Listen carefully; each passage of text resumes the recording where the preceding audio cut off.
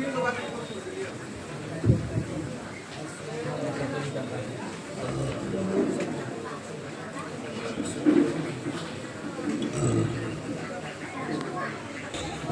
نستعين وعلى آله وأصحابه أجمعين أما بعد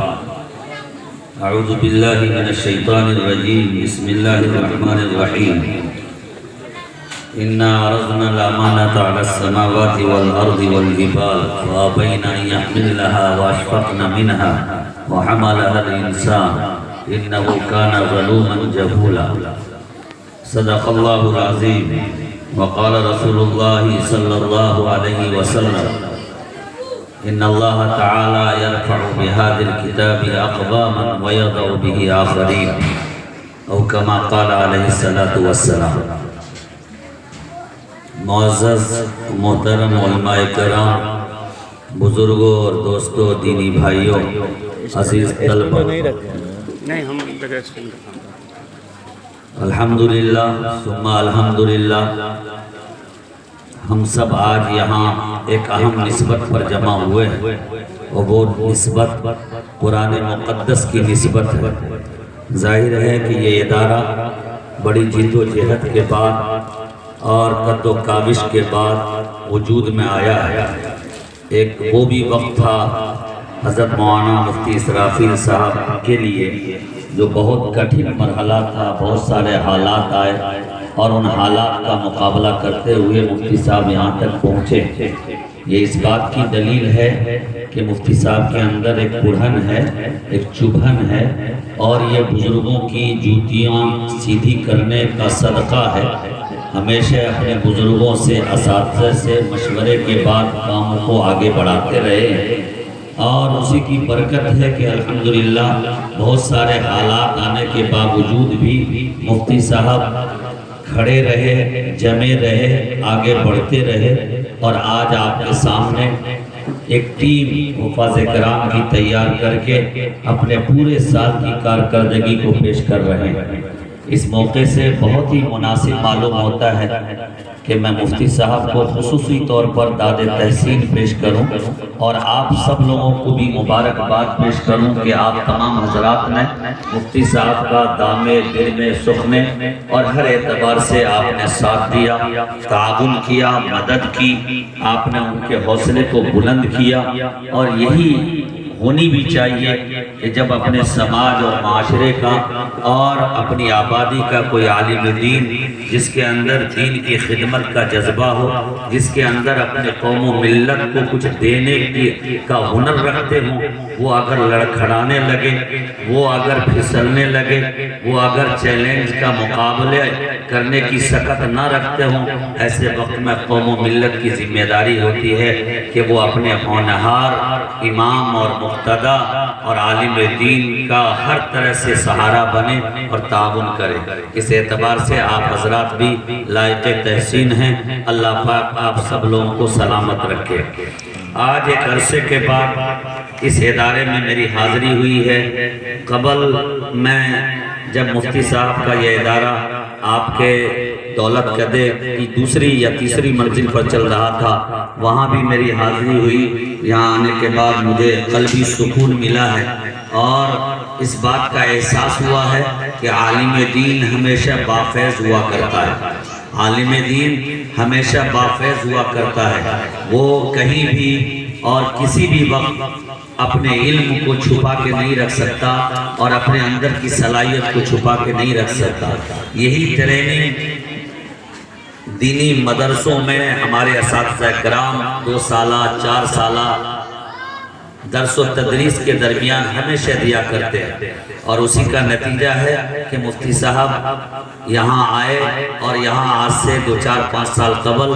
بزرگ عالم دین اللہ کے ولی حضرت مولانا قمر الزمان صاحب الہ آبادی دامت برکاتہم کے دست مبارک سے بنیاد رکھوائی، اور اللہ تعالیٰ نے اس بنیاد میں ایسی برکت دی کہ قلیل عرصے میں، مختصر عرصے میں الحمدللہ مدرسہ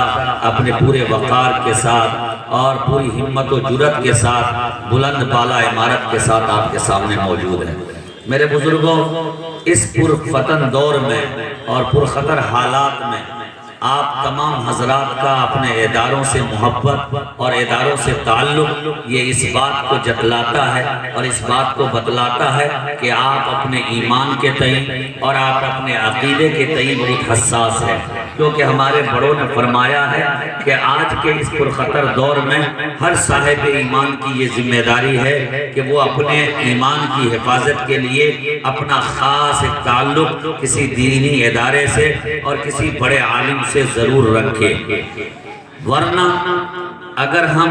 صرف کلمے کی بنیاد پر یا عبادات کی بنیاد پر یا اپنے مخصوص اعمال کی بنیاد پر بھروسہ کرتے ہوئے ہم اداروں سے کٹ کے اور علماء سے کٹ کے رہیں گے، مبادا کہیں سے بھی کوئی شیطان آئے گا، کہیں سے کوئی دشمن آئے گا اور ہمارے ایمان کا سودا بڑی آسانی کے ساتھ کر سکتا ہے۔ الحمدللہ آپ حضرات کو دیکھ کر کے بھی مجھے خوشی ہو رہی ہے کہ آپ ادارے سے متعلق ہیں، وابستہ ہیں اور آپ کا ایک خاص تعلق ادارے سے ہے۔ اللہ تعالیٰ اس تعلق کی لاج رکھتے ہوئے ہم سب کے ایمان و یقین اور عزت و آبرو کی حفاظت کا سامان پیدا کرے گا۔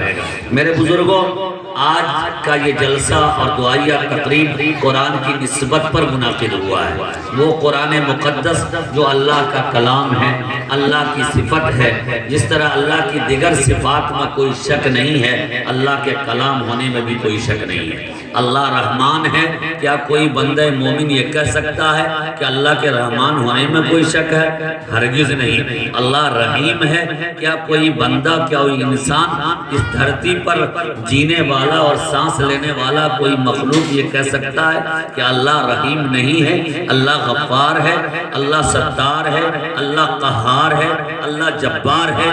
جس طرح دیگر صفات کے بارے میں کوئی یہ جرات نہیں کر سکتا کہ اللہ کی یہ صفتیں نہیں ہیں اور اللہ کی یہ صفتیں جھوٹی ہیں، ویسے ہی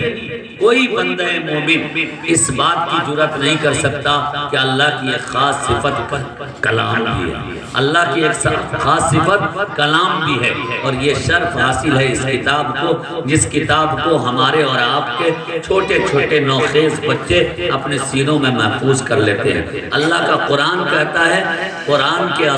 اندر اتنی عظمت ہے، اللہ کا جاہ و جلال ہے، نبیوں کے واقعات ہیں، پہلی قوموں کے حالات ہیں، اتنی اس کے اندر بھاری پن ہے اور اتنی عظمت ہے کہ اللہ فرماتے ہیں کہ میں نے ایک وقت میں اس قرآن کو آسمانوں کے حوالے کیا، زمین کے حوالے کیا اور پہاڑوں کے حوالے کیا۔ آپ تصور کیجئے زمین کی کتنی گہرائی ہے، کتنی گہرائی ہے، اس کے اندر کتنی وسعت ہے، آسمان جو لامحدود ہے اور ہماری نظریں وہاں تک نہیں پہنچ پاتی جہاں تک آسمان کا دائرہ پھیلا ہوا ہے۔ اتنی وسعت کے باوجود پہاڑ جس کو اللہ تعالیٰ نے سختی دی ہے، جس کو مضبوطی دی ہے، جس کو طاقت دی ہے، جس کی بنیاد پر یہ زمین ٹکی ہوئی ہے، جس کی بنیاد پر یہ دنیا ٹکی ہوئی ہے، اتنے بلند و بالا پہاڑ، اتنی وسعت زمین کی اور اتنی وسیع و عریض آسمان جو اپنے اندر پوری دنیا کو سمونے اور پوری دنیا کو رکھنے اور پوری دنیا کی قوت اور پوری دنیا کو برداشت کرنے کی سکت رکھ سکتا ہے۔ لیکن ایک ادنا درجے کی یہ چھوٹی سی کتاب جو چند پاروں میں بند ہو جاتے ہیں اور چند صفحات میں یہ ختم ہو جاتے ہیں، اس قرآن کو اللہ کا قرآن کہتا ہے، اللہ تعالیٰ خود فرماتے ہیں اِنَّا عَرَضْنَا الْأَمَانَةَ عَلَى السَّمَاوَاتِ وَالْأَرْضِ وَالْجِبَالِ فَأَبَيْنَ أَن يَحْمِلْنَهَا۔ فرما رہے کہ ہم نے اس کلام کو آسمانوں کے حوالے کیا، زمین کے حوالے کیا اور پہاڑ کے حوالے کیا، لیکن ان تمام مخلوقات نے اپنی قوت کے باوجود اور اپنے بلند و بالا جسامت کے باوجود اور اپنی تمام گہرائی اور گہرائی کے باوجود انہوں نے انکار کر دیا کہ بابا میرے بس کا روگ نہیں ہے۔ قرآن کے اندر شدت ہے، قرآن کے اندر اللہ کی قہاریت ہے، اللہ کی جباریت ہے، اللہ کی حمدانیت اور سمدانیت ہے، اللہ کی وحدانیت ہے، اللہ کے تجلیات ہے، اللہ کا نور ہے اور اللہ کے صفات ہیں اور نبیوں کے واقعات ہیں اور پہلی قوموں کے حالات ہیں. ظاہر ہے اتنے سارے مضمون پر مشتمل اور عبادات کے احکامات ہیں، معاشرت کے احکامات ہیں، اخلاقیات کا باب ہے، یہاں تک کہ پاؤں کے ناخن سے لے کر سر کے بال تک اور ہماری اور آپ کی پیدائش سے لے کر موت تک، بلکہ موت کے بعد آنے والے زندگی کے حالات بھی قرآن کے اندر ہے. آسمان نے کہا نہیں بابا یہ میرے بس کا روگ نہیں ہے کہ اتنے سارے مضمون پر مشتمل کتاب کو وہ اس کے بوجھ کو میں اٹھاؤں. اور زمین نے بھی انکار کر دیا اور پہاڑ نے بھی انکار کر دیا. اللہ فرماتے ہیں کہ جب ان تمام بڑی بڑی مخلوقات نے انکار کر دیا تو میں نے جاہل اور مظلوم، جاہل اور ظالم، جسے ظلام اور جسے جاہل فرمایا گیا ہے کہ انسان ایسی مخلوق ہے جو ظالم بھی ہے اور جاہل بھی ہے، انجان بھی ہے اور ظلم کرنے والا بھی ہے. فرماتے ہیں کہ میں نے انسان کے حوالے کیا اور نبی کے واسطے سے، جبریل کے واسطے سے اس قرآن جو عظمت والی قرآن ہے میں نے نبی کے حوالے کیا. میرے بزرگوں یہیں سے ایک سوال کا جواب بھی مل جاتا ہے کہ قرآن جو آج بہت آسانی کے ساتھ ہمارے بچے پڑھ لیتے ہیں، ہم پڑھ لیتے ہیں، ہمارے بوڑھے یاد کر لیتے ہیں، ہماری بیٹیاں اور بہنیں یاد کر لیتی ہیں، ہماری خواتین اور بڑی آسانی کے ساتھ انہیں یاد کر لیتی ہے. ایک وقت قرآن کا ایسا بھی تھا جب قرآن کے اندر بھاری پن تھا، قرآن کے اندر عظمت تھی اور قرآن کا پڑھنا بہت آسان نہیں تھا. اللہ کا قرآن کہتا ہے لا تحرک بھی لسانک لتعجل بھی ان علینا جمعہ وقرآن. جب قرآن نازل ہوتا جبریل امین اس کی تلاوت کرتے تو اللہ کے نبی اس ڈر اور خوف کی وجہ سے کہ قرآن اللہ کا کلام ہے، عظمت والا کلام ہے، کہیں ایسا نہ ہو کہ میں پوری توجہ کے ساتھ اور پوری قوت کے ساتھ اس کو اپنے اندر سمونے اور اسے اپنے اندر یاد کرنے کی صلاحیت نہ رکھوں، تو آپ جلدی زبان کو چلاتے تھے اور جلدی اسے یاد کرنے کی کوشش کرتے تھے. رب العالمین نے کہا آپ گھبرائیں نہیں، یہ کلام یہ صفت ہے میری، جس طرح رحمان صفت ہے میری، رحیم صفت ہے میری، میں جس طرح میں اپنی حفاظت کر رہا ہوں میری تمام صفات بھی مجھے محبوب ہے، میں تمام صفات کی حفاظت کرنے کا میں خود ذمہ دار ہوں اور یہ قرآن بھی میری ایک بڑی صفت ہے، اس کی ذمہ داری بھی میری ہے. لا تحرک بھی لسانک لتعجل بھی ان علینا جمعہ وقرآن. اے محبوب آپ گھبرائیں نہیں، آپ پریشان نہ ہو، آپ اپنی زبان کو حرکت زیادہ نہ دیں، یہ میری ذمہ داری ہے. ہم اس کو جمع بھی کریں گے، ہم اس کو محفوظ بھی کر دیں گے اور انشاءاللہ آپ کو پڑھنے پر قدرت بھی حاصل ہوگی. آپ گھبرا کر کے زبان بڑی تیزی سے چلا رہے ہیں، حرکت دے رہے ہیں، اسے یاد کرنے کی کوشش کر رہے ہیں، یقیناً اس کے اندر بھاری پن ہے، اس کے اندر عظمت ہے، اس کے اندر جاؤ جلال ہے، لیکن چونکہ یہ میری صفت ہے اور اس کا ذمہ دار میں ہوں، یہ مجھ سے نکلا ہوا کلام ہے، میں یقیناً ان علینا جمعہ وقرآن ہم اس کو محفوظ بھی کریں گے اور آپ کو اتنی صلاحیت دیں گے کہ آپ اس کو پڑھیں گے، اس کی تلاوت کریں گے اور آسانیاں پیدا فرما دیں گے. اس سے پتہ چلتا ہے کہ قرآن جب نازل ہوا تو قرآن کی حفاظت کے لیے بہت ساری قربانیاں ہمارے اور آپ کے پیارے آقا و مولا جناب محمد رسول اللہ صلی اللہ علیہ وسلم نے اٹھائی. بڑی برداشت کرنی پڑی اور بہت کچھ سہنا پڑا، تب جا کے قرآن ہمارے اور آپ کے لیے آسان بن گیا. نبی کریم صلی اللہ علیہ وسلم کے بارے میں وحی کے باب میں حدیث شریف میں آتا ہے کہ جب قرآن نازل ہوتا تو اس کی عظمت اتنی ہوتی، اتنی عظمت ہوتی کہ آپ کے پسینے نکلنے لگتے تھے، آپ پریشان حال ہو جاتے تھے. میرے بزرگوں آپ کو یہ تصور کرنا ہوگا کہ آج قرآن جتنی آسانی کے ساتھ ہم پڑھ رہے ہیں، ایک وقت تک قرآن کے نزول کا، ایک وقت تک قرآن کے اترنے کا وہ بہت کٹھن مرحلہ تھا اور بہت ہی پریشان کن معاملہ تھا. اس پریشانی کو اور اس کٹھنائی کو اور اس برداشت کو اور اس تمام سختیوں کو اللہ کے نبی صلی اللہ علیہ وسلم نے اور آپ کے قلب اطہر نے اس کو برداشت کیا، اور وہ اس لیے تاکہ آنے والی امت امت قیامت کی صبح تک آنے والی امت بڑی آسانی کے ساتھ قرآن کو پڑھ لے، قرآن کو سیکھ لے اور قرآن سے اپنی وابستگی کا اظہار کرے۔ آج بڑی خوشی ہو رہی ہے کہ الحمدللہ ثم الحمدللہ ہر ادارے کے ذمہ دار پورے سال محنت کر کے، پورے سال جد و جہد کر کے، در در کی ٹھوکریں کھا کر کے، یہاں وہاں جا کر کے، آپ سے خوشامد کر کے،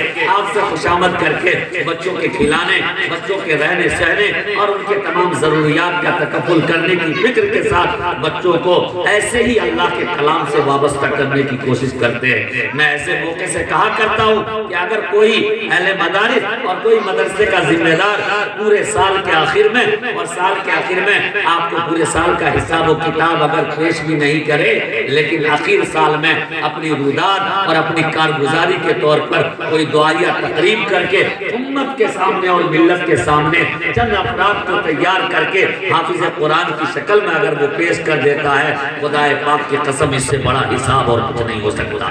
اس سے بڑا حساب و کتاب کچھ نہیں ہو سکتا۔ کیونکہ چند حفاظ کرام اگر پیدا ہو جاتے سال بھر کے اندر، گویا یہ پورے قوم کی امامت اور پورے قوم کی پیشوائی کی صفت اس کے اندر پیدا ہو جاتی ہے، چاہے وہ جمن میاں کا بیٹا کیوں نہ ہو کہ اس کی حیثیت سماج میں کچھ بھی نہیں اور اس کا مقام و مرتبہ کچھ بھی نہیں، لیکن جب اس کی وابستگی قرآن سے ہو گئی اور اپنے سینے کو قرآن کے لیے کھول دیا اور قرآن مقدس کو جو اللہ کی صفت ہے اپنے سینے میں محفوظ کر لیا، اللہ کا نبی بشارت دے رہا ہے ان اللہ تعالی یرفع بہذا الکتاب اقواما، کہ جو کوئی بھی اس قرآن سے وابستہ ہوگا اور قرآن کے لیے اپنے آپ کو فارغ کرے گا، قرآن کو پڑھے گا، قرآن کو پڑھائے گا، اللہ کی صفت اپنے سینے میں محفوظ کرے گا، اللہ کا وعدہ ہے کہ اللہ تعالیٰ اسے چمکائے گا، اللہ تعالیٰ اسے دمکائے گا، اللہ تعالیٰ اسے آگے بڑھائے گا، اللہ تعالیٰ قوم کی امامت اسے نوازے گا، اور اللہ تعالیٰ چاہے وہ حیثیت کے اعتبار سے اور سماجی اور معاشرتی اعتبار سے اور سوسائٹی کے اعتبار سے اس کے باپ کا کوئی بیک گراؤنڈ نہ ہو، اس کے دادے کا کوئی بیک گراؤنڈ نہ ہو اور اس کے خاندان کے لوگوں کا کوئی بیک گراؤنڈ نہ ہو، لیکن چونکہ اس نے اللہ کے قرآن کو اپنے سینے میں محفوظ کر لیا ہے، جب بھی کوئی معاملہ آئے گا، جب بھی کوئی مرحلہ آئے گا، جب بھی کوئی جنازہ رکھا رہے گا، جب بھی کسی نکاح کا وقت آئے گا، جب بھی بچے کے کان میں اذان کہنے کا مرحلہ آئے گا، تو انشاءاللہ ثم انشاءاللہ ہماری قوم و ملت کے لوگ اس جمن میاں کے بیٹے کو آگے کریں گے اور عبدالغفور چچا کے بیٹے کو آگے کریں گے اور کہیں گے حافظ صاحب آپ ہی اس لائق ہیں کہ آپ آگے بڑھیے اور اس جنازے کی نماز آپ کو پڑھانی ہے، جمعہ کا خطبہ آپ کو دینا ہے، میلاد میں تقریر آپ کو کرنی ہے اور امامت کے مصلح پر آپ کو جانا ہے۔ اللہ کا قرآن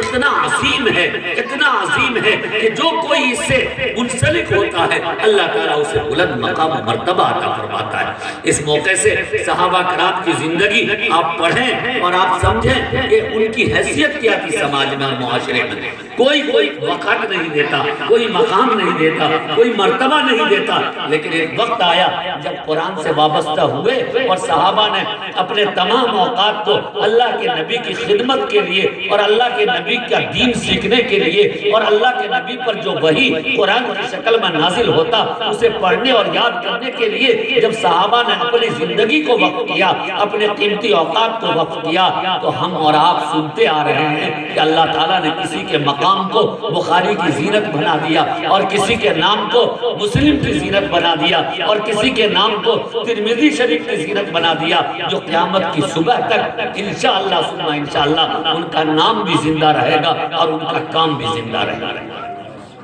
ایک موقع آتا ہے حضرت سالم جو ابو حذیفہ رضی اللہ تعالیٰ عنہ کے آپ غلام ہیں، بڑا لمبا واقعہ ہے اور یہ وقت مختصر وقت تفصیل کا نہیں ہے، میں مختصراً عرض کر دوں کہ حضرت سالم جو ابو حذیفہ کے غلام تھے، کالے کلوٹے تھے، حبشہ ملک شام کے رہنے والے تھے اور کوئی حیثیت نہیں تھی، کوئی حیثیت نہیں تھی، نہ صورت اچھی تھی، نہ کوئی کارنامہ تھا، دبلے پتلے تھے، کوئی خریدار نہیں مل رہا تھا، بڑی مشکل سے خرید و فروخت ہوتے ہوتے ابو حذیفہ کی خدمت میں آ گئے، اور جب ابو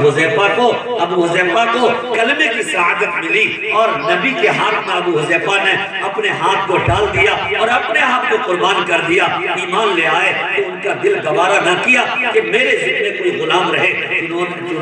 انہوں نے ابو صالح حضرت سالم کو آزاد کر دیا۔ آزادی کے بعد حضرت سالم نے کہا کہ آقا میرا اس ملک میں کوئی بھی نہیں، میں تو ملک شام کا رہنے والا ہوں، اب میں آپ ہی کی سرپرستی قبول کرتا ہوں، البتہ آپ مجھے موقع دیں کہ میں بھی اسلام قبول کر لوں اور نبی کی خدمت میں رہوں اور نبی پر اترنے والی قرآن اور نبی پر اترنے والا اللہ کا کلام میں سیکھوں اور اسے پڑھوں۔ لکھا ہے کتابوں میں علماء نے کہ حضرت سالم جو ابو حذیفہ کے غلام تھے، ہمیشہ اللہ کے نبی کی خدمت میں رہا کرتے تھے، اور اللہ تعالیٰ نے اچھی آواز دی تھی، اللہ کے نبی پر جو قرآن اترتا تھا اور جو قرآن نازل ہوتا تھا وہ اس کو یاد کرتے رہتے تھے، اس الہانی کے ساتھ پڑھتے، اور جب ان کی آواز اور قیت لوگ سنتے تو ششدر و حیران رہ جاتے۔ ایک وقت آیا جب مدینے کی طرف ہجرت کر کے صحابہ کرام گئے، علماء نے لکھا ہے یہی حضرت سالم جس کی حیثیت غلام کی تھی، جس کا کوئی خریدار نہیں تھا، جس کی کوئی قیمت نہیں تھی، سماجی اور معاشرتی اعتبار سے کوئی بیک گراؤنڈ نہیں تھا، علماء نے لکھا ہے جب مدینے پاک ہجرت کر کے صحابہ کرام گئے تو انہوں نے اپنے درمیان کسی اچھے حافظ قرآن کا جب انتخاب کرنے کی باری آئی تو سبوں کے نظر انتخاب حضرت سالم پر پڑی، اور انہوں نے اپنے نماز کے مصلح پر اور امامت کے مصلح پر حضرت سالم کو آگے بڑھایا کہ آپ ہمارے امام ہوا کریں گے، اور حضرت سالم کی اقتداء میں تمام مدینے کے مہاجرین، تمام مکہ سے جو ہجرت کر کے صحابہ گئے تھے، حضرت سالم کی اقتداء میں نماز ادا کیا کرتے تھے۔ علماء نے یہاں تک لکھا ہے کہ وقت کا گورنر اور وقت کا حاکم عمر بن خطاب رضی اللہ تعالیٰ عنہ جو اپنے وقت کے دوسرے خلیفہ ہیں، جب ان کا دور آیا ہے تو حضرت سالم جس کی زندگی غلامانہ زندگی گزری تھی، ایک وقت آیا کہ یہ حضرت سالم کی اقتداء میں عمر بن خطاب نماز پڑھ رہے ہیں، اور حضرت سالم امامت کے مصلح پہ کھڑے ہو کر کے اپنے پوری قوم اور پورے لوگوں کی امامت کرتے ہیں۔ یہ مقام اللہ تعالیٰ قرآن سے جڑنے کا دیتا ہے، جو کوئی بھی قرآن سے جڑتا ہے اللہ تعالیٰ اسے بلند فرما دیتا ہے۔ ان اللہ تعالیٰ یرفع بہذا الکتاب اقواما ویضع بہ آخرین، اور اس کا دوسرا جملہ بڑا خطرناک ہے، بہت خطرناک ہے۔ جڑنے کا نتیجہ تو یہ ہے کہ اللہ تعالیٰ فرش سے عرش تک پہنچا دیتا ہے، لیکن جو کوئی قرآن سے اپنے آپ کو چھڑا لیتا ہے، قرآن سے دور ہو جاتا ہے، قرآنی تعلیم جہاں ہوتی ہے وہاں سے دور بھاگتا ہے، وہاں کی دعوت کو ٹھکراتا ہے، وہاں کوئی تعاون نہیں کرتا، قرآن کے تعلیم و تعلم سے اپنے آپ کو فرار اختیار کرتا ہے، قرآن سے وابستگی، قرآن سے انسلاک اور قرآن سے متعلق ہونے کو اپنے لیے باعث عار سمجھتا ہے، اللہ پاک اسے زمین پر پٹک پٹک کے مارتا ہے، باوجود اس کے کہ اس کے پاس گاڑیاں ہوں، باوجود اس کے کہ اس کے پاس اچھے مکانات ہو، باوجود اس کے کہ اس کے پاس جائیداد ہو، باوجود اس کے کہ بڑے بڑے سرٹیفکیٹیں ہوں، لیکن باوجود تمام دنیاوی آسائش اور دنیاوی عیش کے اللہ کے قرآن سے چونکہ وہ بھاگا ہوا ہے اور اللہ کے قرآن کی تعلیم گاہوں سے اس کا کوئی تعلق نہیں ہے، تمام چیزوں کے باوجود اللہ تعالیٰ اسے عزت نہیں دیتا، اللہ تعالیٰ عزت کی روزی نہیں دیتا، اللہ تعالیٰ عزت کی موت نہیں دیتا۔ ان اللہ تعالیٰ یرفع بہذا الکتاب اقواما ویضع بہ آخرین، جو کوئی قرآن سے جڑے گا، قرآن کی محبت رکھے گا اور قرآن کی عظمت دل میں پیدا کرے گا، اللہ پاک ایسے ہی چمکائے گا، ایسے ہی دمکائے گا، ایسے ہی آگے بڑھائے گا، اور قوم کی امامت اسے نوازے گا، قوم کی رہنمائی کی صفت اس کے اندر پیدا ہوگی، اور یقیناً آج ہم سب کی خوش نصیبی ہے اور ہم سب کی سعادت ہے کہ الحمدللہ مدرسہ دارالقرآن برہم پور کے صحن میں ابھی کچھ ہی دیر کے بعد وہ خوشنما منظر آپ کے سامنے پیش کیا جائے گا، جب چند بچوں کے سروں پر دستار فضیلت باندھی جائے گی اور خوشی کے ترانے گائے جائیں گے اور گنگنائے جائیں گے، یقیناً اس کے باپ کو، اس کے چچا کو اور ان کے خیش و اقارب کو وہ خوشی حاصل ہوگی جو یقیناً اس بات کی دلیل ہوگی کہ آپ کا بچہ آج آپ کے بچے نے وہ قیمتی اثاثہ حاصل کر لیا ہے جس کی کوئی قیمت دنیا میں دینے والا نہیں، اس کی قیمت اللہ ہی تعالیٰ دے، اس کا اجر اللہ ہی تعالیٰ دے گا، اور اس کا اجر صحیح اجر اللہ ہی تعالیٰ دے گا، اور یقیناً اجر ملتا ہے۔ دنیا میں تو امامت ملتی ہے، دنیا میں رہنمائی کی صلاحیت ملتی ہے، دنیا میں قیادت ملتی ہے، دنیا میں سیادت ملتی ہے، دنیا میں اور بھی ساری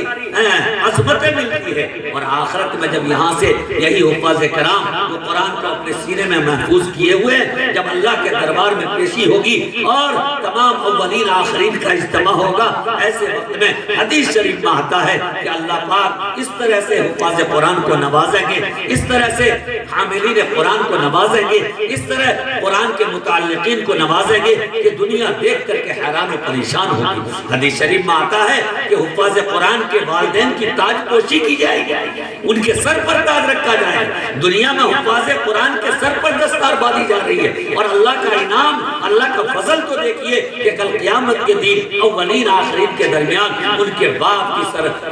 کیا کہتے ہیں تاج پوشی کی جائے گی، ایسا تاج پہنایا جائے گا، ایسا تاج جو سورج سے زیادہ روشن ہو جائے گا۔ جب ان کے والدین کا یہ حال ہوگا تو خود حاملین قرآن اور عاملین قرآن اور حفاظ قرآن کا کیا حال ہے؟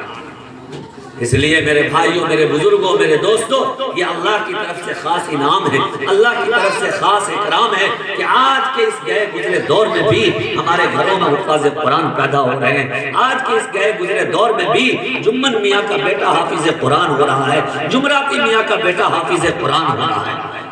یقیناً اللہ کی خاص نظر کرم اس گھرانے پر، اللہ کی خاص نظر عنایت اس بندے خدا پر ہے جس گھر میں کوئی حافظ قرآن بن جاتا ہے۔ میرے بزرگوں، یہ دو باتوں کو یاد رکھیے، ان دو باتوں کو یاد رکھیے کہ اللہ کے قرآن سے اپنے آپ کو منسلک ہونا، اپنے آپ کو متعلق رکھنا، اور جہاں پر اس طرح کا نظام چل رہا ہے اس ادارے سے محبت رکھنا، اس ادارے سے محبت رکھنا، اس کے تمام ضروریات کی فکر کرنا، اور اس سے ایسے اپنے آپ کو منسلک رکھنا جس طرح ہمارا اور آپ کا تعلق آج کے اس دور میں موبائل سے ہوا کرتا ہے۔ میں ہمیشہ کہا کرتا ہوں، ہم لوگ یہ کہتے ہیں کہ مولوی صاحب ادارے کی محبت ہے، مولانا صاحب ادارے کی بڑی محبت ہے۔ کہنے سے محبت نہیں ہوتی، کہنے سے اگر محبت ہو جاتی تو ہر کوئی ایک دوسرے کا محبوب بن جاتا، ایسا نہیں ہوتا۔ محبت کے لیے کچھ قربانیاں دینی پڑتی ہے، تعلق کے لیے کچھ پیش کرنا پڑتا ہے، کچھ عطا کرنا پڑتا ہے۔ یہ چھوٹا سا موبائل جو ہمیشہ ہم سے ہماری قیمت وصول کرتا ہے، تب جا کے ہمارا اور آپ کا ایک تعلق موبائل سے بنا رہتا ہے۔ اگر اس کے پیچھے پیسے نہ لگے، اس کے پیچھے سرمایہ نہ لگے، اس کے پیچھے ہم ایم بی اور کیا کہتے ہیں وہ ٹیرف نہ بھرائیں، اور ہر مہینے 300 اور پونے 300 روپیہ اگر موبائل کے پیچھے خرچ نہیں کرتے ہیں، خدا پاک کی قسم ہمارا اور آپ کا کوئی تعلق موبائل سے نہیں رہے گا۔ بلکہ میں آپ کو سمجھانے کے لیے بتاؤں، 7 سال کا بچہ ہے جو ابھی باشعور نہیں ہوا ہے، 6 سال کا بچہ ہے، 5 سال کی بچی ہے، ایسا موبائل اس کے ہاتھ میں تھما دیجیے، یوٹیوب کھول دیجیے، جس موبائل کا نیٹ پیک ختم ہو چکا ہو اور پیسے ختم ہو، خدا پاک کی قسم وہ چھوٹا سا بچہ یا چھوٹی سی بچی اس موبائل کو ادھر ادھر گھمائے گا، 2-3 مرتبہ انگلی پھیرے گا، جب دیکھے گا کہ نیٹ نہیں چل رہا ہے اس موبائل کو اٹھا کے پھینک دے گا۔ نتیجہ یہ برآمد ہوتا ہے کہ اس موبائل میں اگر پیسہ ہے تو یقیناً اس بچے کا تعلق بھی موبائل کے ساتھ قائم ہے، جڑا ہوا ہے، اور ہمارے بڑوں کا بھی تعلق قائم رہتا ہے۔ جب موبائل میں پیسے ختم ہو جاتے، ٹیرف ختم ہو جاتے، ایم بی ختم ہو جاتے، تو پھر اس موبائل سے ہمارا کوئی تعلق قائم نہیں رہتا۔ میرے بزرگوں، 100 گھر کی آبادی پر مشتمل اگر کوئی گاؤں ہے تو آپ سروے کیجئے، تجزیہ کیجئے۔ آج کا دور بڑا ایڈوانس دور آ گیا ہے، آج کا دور ٹیکنالوجی کا ہے، آج کا دور کیلکولیٹر کا ہے، آج کا دور کمپیوٹر کا ہے۔ ہر چیز جو گھنٹوں میں ہوا کرتی تھی منٹوں میں اس کا حساب ہو جایا کرتا ہے۔ اے ایمان والو، کلمہ پڑھنے والو، ضرورت اس بات کی ہے کہ آپ کا کیسا تعلق ادارے سے ہے، آپ کا کیسا تعلق علماء سے ہے۔ آپ نے کبھی تجزیہ کیا؟ آپ نے کبھی اس کا حساب کتاب بیٹھایا؟ اگر نہیں بیٹھایا تو بیٹھاؤ اپنا حساب کتاب۔ کیا یہ سچی بات نہیں ہے؟ کیا یہ صحیح ترجمانی نہیں ہے کہ ہر گھر سے تقریباً 3 موبائل اگر شمار کر لیں، بڑے موبائل تو تقریباً 1000 روپیہ 100 گھر کی آبادی پر مشتمل اگر کوئی گاؤں ہے تو وہاں سے تقریباً 1 لاکھ روپیہ ہمیشہ آپ موبائل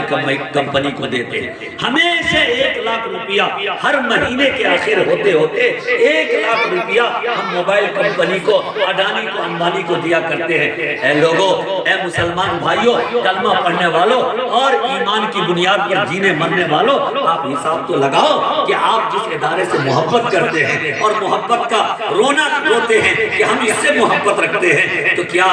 ایسے ہی قیمت ادارے سے محبت کی بنیاد پر اور ادارے سے تعلق کی بنیاد پر ایسی ہی قیمت چکاتے، ایسا ہی ماہانہ ادا کرتے، ایسا ہی ہفتہ واری دیتے، ایسا ہی سالانہ چندہ دیتے؟ یقیناً نہیں دیتے، یقیناً نہیں دیتے. یہ مدرسوں والے کا کمال ہے اور ان کا احسان ہے کہ کبھی فصلی کے نام پر، کبھی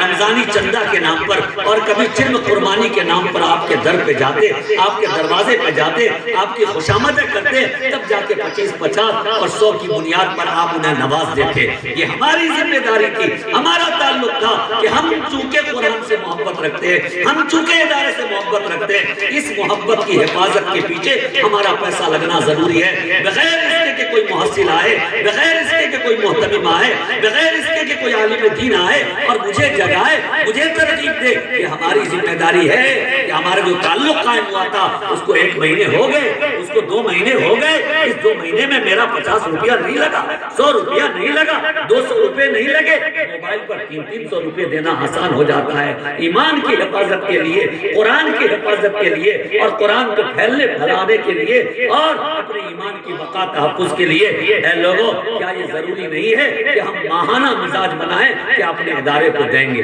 انشاءاللہ ماہانہ دینے کی کوشش کیجئے. یہ سال میں جمعے کے جمعہ دینے سے کام نہیں چلے گا. جمعے کے جمعہ نماز پڑھ لیتے ہیں تب بھی مسلمان ہیں، ہاں یقیناً مسلمان ہیں، لیکن ہمارا ایمان اسی وقت محفوظ رہے گا جب ہم اپنا ماہانہ دینے کا مزاج بنائیں گے. جس ادارے سے آپ محبت رکھتے ہیں، جس عالم دین سے محبت رکھتے ہیں، اس کو پورے طور پر محبت کا حق ادا کیجئے. اور محبت کا حق یہ ہے کہ آپ صرف زبان سے نہ کہیے کہ مجھے محبت ہے، بلکہ اس محبت کے پیچھے قربانی دیجئے، محبت کے پیچھے آپ برداشت کیجئے. آپ کا جی چاہے نہ چاہے، ہمارا جی چاہے نہ چاہے،